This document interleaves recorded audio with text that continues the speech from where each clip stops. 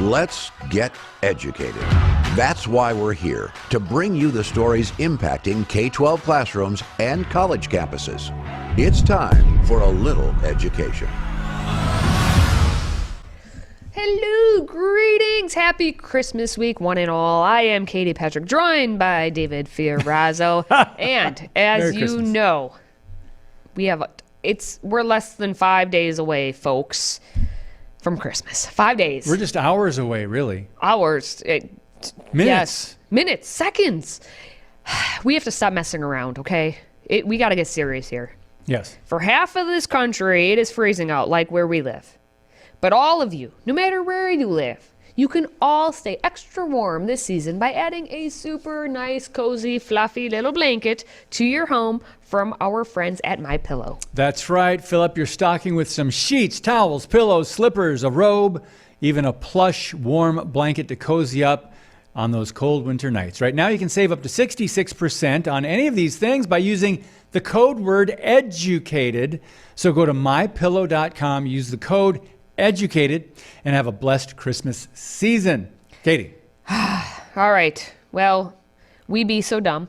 Now, law schools may soon have a huge surge in minority enrollment because the American Bar has voted to make the famed LSAT, law school entry exam, optional. The LSAT's like you take it to get into the Harvards. If you've ever seen Legally Blonde, do you ever see that? I don't remember Elle Woods that. had to take Is the that a movie? LSATs. Yes. You all know what I'm talking about. You have to take the LSAT law school entry exam. But no, not anymore. So now that movie's irrelevant. They're making it optional because folks of color perform less well, as they say. Folks of color perform less well. Okay, well, according to the story over the College Fix, there's a division among law professors over whether LSAT hurts racial minorities. An American Bar Association panel voted 15-1. Who is that one holdout? That I loan, wonder? They're gone. they gone. Bye. To remove the standardized test requirement for law school applicants effective fall of 2025. So I'm thinking, okay, 3 years away? We're going to have nobody apply from now until then. Everyone's just waiting so they don't have to take optional. the test. All right, so the vote by the Legal Education and Admissions Committee removed the law school admission test, or LSAT, as a requirement for law schools to remain accredited by the association. So the change will go before the ABA House of Delegates in a couple months, February of 2023. The legislative body killed a similar provision in 2018, according to a summary memo provided to the College Fix by the association. So the change would not prohibit the LSAT. The law, did I say that right? It would not prohibit the LSAT. The Law School Admissions Council, which administers the test, disputed the claims made in support of making it optional. Yeah, okay. Are these lawyers? These are lawyers trying to argue about this. Jeez. They're trying to make it even easier, and then which would in turn make it even essentially dumber for you to become a lawyer. If you go on to, in grade school, K through 12, you take tests at a time to show your knowledge, that you're prepared to continue moving on. Then when you go from high school into college, there should be some sort of a way for them to show that they are prepared for the work ahead of them. Okay, fine. They already have taken all that away because they're taking away SATs and SATs and ACTs. But now, this is after college. This is post-college. This is getting another degree. Getting your law degree is above getting your undergraduate. So you are supposed to be demonstrating to them that you have gained the knowledge in undergraduate to be prepared and ready for the rigor of study that you would face in law school. But no, we're trying to get rid of that too. So we're just trying to make that slide down into, I don't know what you want to call it other than a laziness, an uneducated state of being. They're making it so easy for you to just slide right into that because that's what we're doing. It should be rigorous. that test should be put there as basically a way to weed out the people who just went through their undergrad and were like, I don't want to go out into the real world and get a job. I'll just keep going to school. Oh, why don't I go to law school and just become a lawyer? They're making it so it's like, poof, it doesn't take anything to get anymore. So the debate over this thing is whether or not LSAT hurts racial minorities. They're claiming it could.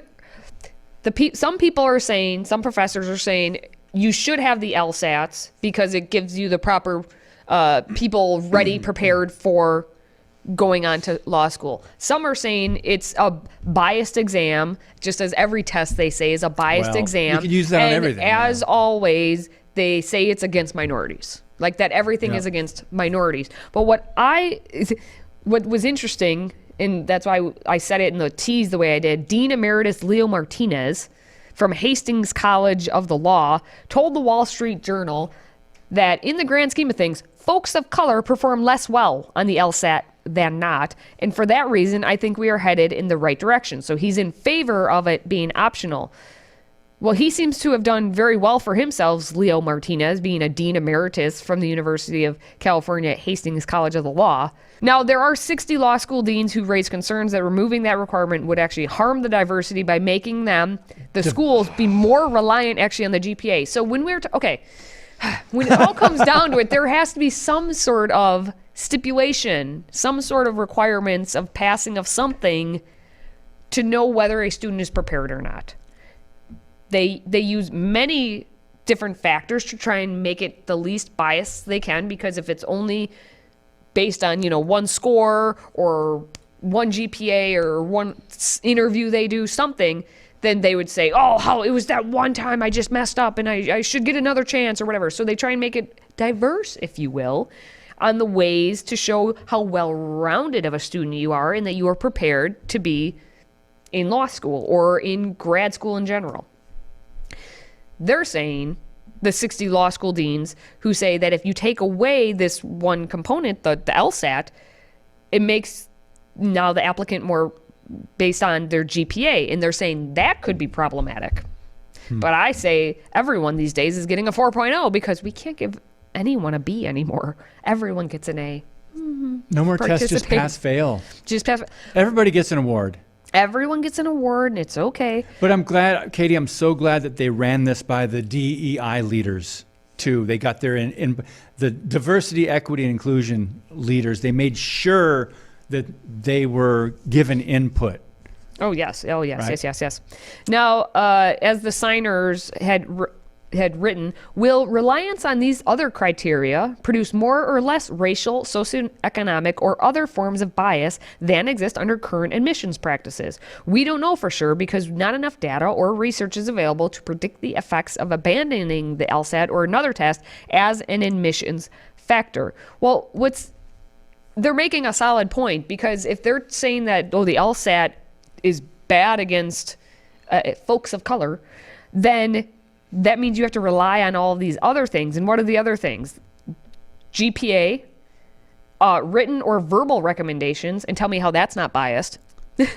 Reputation of undergraduate institutions. How is that not? So, only the Harvard and Yale elites get in because they went to the undergraduate institutions that have a good reputation compared to like any of the lower class, air quotes, colleges. The admissions officer's familiarity with those institutions. So if you have an admissions officer who only knows the national 4-year elitist type institutions, how is that not biased? Or other subjective factors. And obviously subjective is subjective. So there we go. So if you get rid of the LSAT and just rely on all these other things, then how is that not biased? So if you want to know what Katie really thinks about this, you can email Katie, go to the Stay Educated. Anyway, still to come, college students can now order free sex supplies on campus, just like they were ordering a pizza. They'll even send you a text when your order is ready for pickup. We're talking about that next.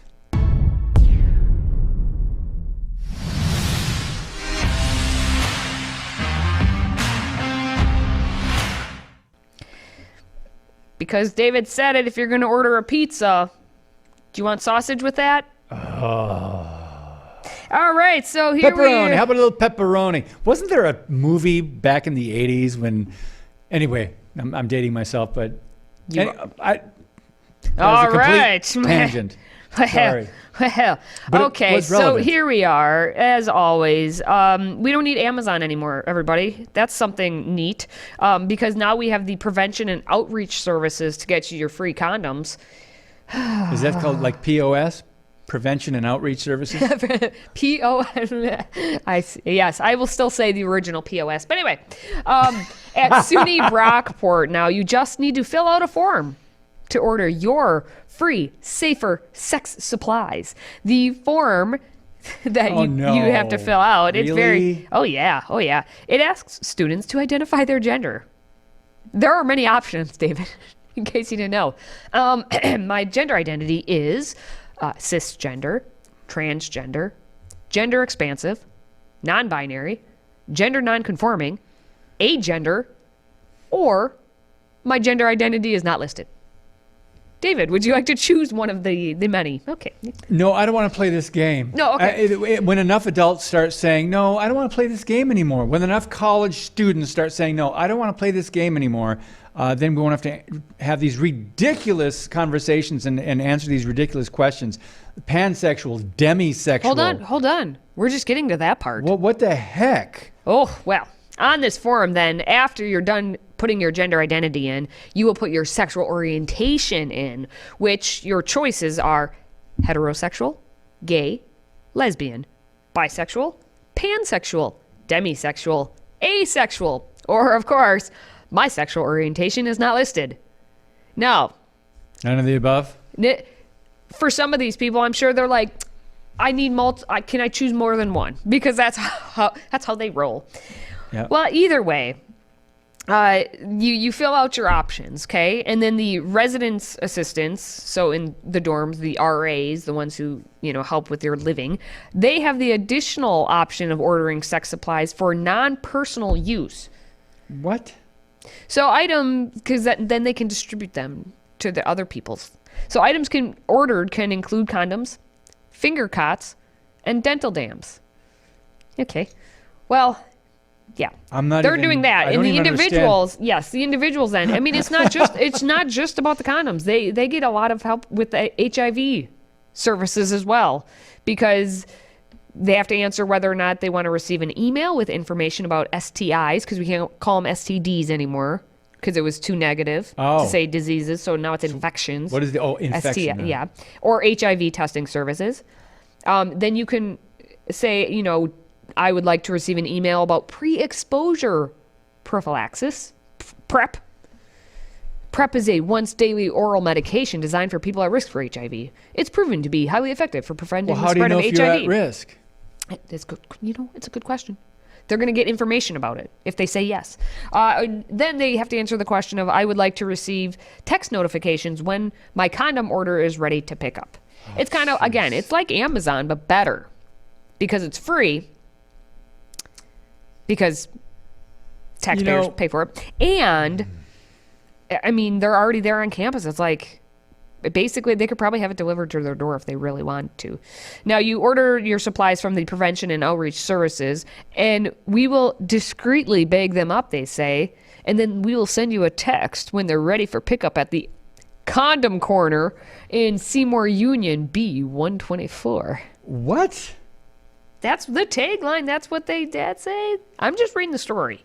So let me just make one comment on have you ever seen this TV commercial? I don't remember how. It's on different channels, I think. It's for one of these new drugs, new products that's supposed to be for this prevention, right? And it's for HIV. Basically, it's for the LGBTQ that may have concerns about HIV. So I'm thinking they're giving them a drug that you can't possibly say this is 100% preventative. They're saying go continue in that lifestyle as much as you hear. This will even help you do it more and have no worries about it. I'm just kind of summing this up. I'm watching this commercial going, really? They're trying to sell this to these people? It's a shame. Well, and just like with all those drug commercials too, they don't put in the Side effects? Side effects may include in this like it's just laundry list. So there's that. I would be a little bit cautious. Just like from ordering with Amazon. You got to be a little cautious. Maybe not order from them. Anyway, coming up, student workers at Dartmouth University are now demanding $27 per hour to serve you some coffee on campus. What? Let's see how this one plays out. Stay with us. Today's show is sponsored by our friends at MyPillow. Save up to 66% on pristine quality bedding, towels, slippers, signature pillows, and much more when you use the code EDUCATED. That's EDUCATED. Educated. Support this show and a great American company.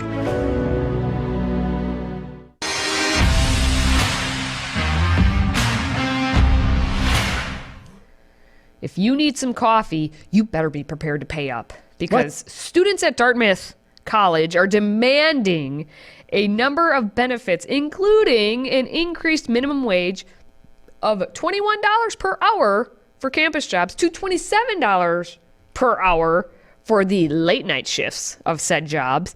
And it includes all the people who work at the campus coffee shop. So if you're like, wow, I should get a campus job, and hey, being a barista sounds kind of fun, take the late shift where they're demanding that you get paid $27 per hour. It's more than we both make. Yeah. But together. Which tells you how poor all of us, either both of us here. 27 an hour. 27 an hour. I will gladly go serve coffee for $27 an hour. I will even do it with a smile.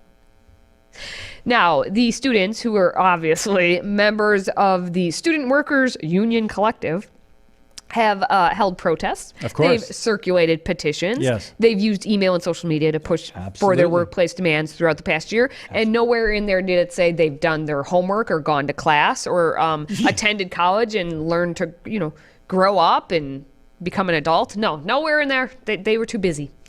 Now, among their demands articulated at a November 3rd event attended by the College Fix, there was someone from the College Fix who was there, which was great. They want higher wages, the removal of an unreliable espresso machine. We demand you get rid of this. It is unreliable. Meaning, Maybe we should get rid of those students too. They're unreliable. Anyway, they want free meals for workers. And they want a schedule that better fits with their life as a student. I can't keep a straight face while I'm trying to read this. They'll have different schedules, school schedules, so they could all have different needs. So what does that mean? They want a schedule that fits around their protest times and their petition signing times. Yes, is what it comes down to. Social justice activism has to come first, and then you work around my schedule, right? Is that what they're saying? That's what they're saying, but you know what? Let's hear it from them. What we are all asking for here is a chance to be a student first and a worker second. To be a student first and a worker second. To have the time to enjoy myself and my friends. To have the time to at least pretend to do my readings. Like, I don't know, maybe I'll still procrastinate, but at least I won't have to commit to 16 hours a week just to pay my basic bills. I want to be able to meaningfully participate in the clubs that I'm a part of, to be able to join more, to expand. Like, that's what $21 will do. We are not going anywhere. We are not taking a step back. We have tasted power. We have experienced what it means to live for ourselves and not for others. We now know what it means to live a life free of servitude, and we have no intention of going back. To those students and to those administrators, and regarding our demands today, I believe you have misheard us. We are not asking for $21 per hour. We are demanding it. You're laughing. Can I you feel take really them bad. seriously? But where do these kids come from? How are they brought up? What's going on in the high schools before they get to this point where they're woke and insane and demanding and entitled? And go ahead, answer that question. Call on me. The last guy, the second person to speak, the male, I hope he identifies as a male. He's a male. His name is Kaya Kolakoglu. He calls himself a communist. And he is a Turkish international student, and he attended the Üsküdar American Academy, which was a private high school in Istanbul. And as he says, they're not asking, David. They are not. They are demanding. Demanding. They are demanding. That's right. That is what they do. And he said his fellow student workers and comrades, as you heard him talking there. Again, he said they're not asking for the $21, they're demanding it. And he said they're not making a case for handouts for being looked after better. We're simply taking back what is ours. It is us who run this school. Is anyone else not just laughing? I can't. This is tough for me because this is so insane to me that I have to laugh or I'll cry. They run the school. They run group the school. of kids that were out there. We run this school. That's what he said. Yeah. We run this school. Mm-hmm. There was another student, as you saw there, Sheen Kim, who said that you bargain. We have our contract. We have our union, and you go and they sit you down at a nice table, and they're greeting you with their F word, $1,000 paid dollar an hour lawyers, heads of DDS, vice president, whatever the F word. I don't care. She sounds like a lovely person to talk to. She has to use the F-bomb 3 times in a matter of 2 sentences to get her point across. And she's going to Dartmouth? They run it, though. They run own the it, school. right? We run the school. All right. We've got coming up our last Babylon Bee headlines of 2022. Stay right there. If you have a smartphone, tablet, Roku, or Apple TV, consider downloading the Freedom Project Media app. It's 100% free and includes all of our weekly shows, plus lecture series, archive programs, and award-winning animated videos for families like the Presidential Minute, Battles of America, and Heroes of the West. Don't rely on the social media giants to keep you informed. Simply download the Freedom Project Media app from your app store and allow notifications. And we'll let you know when a new video is ready.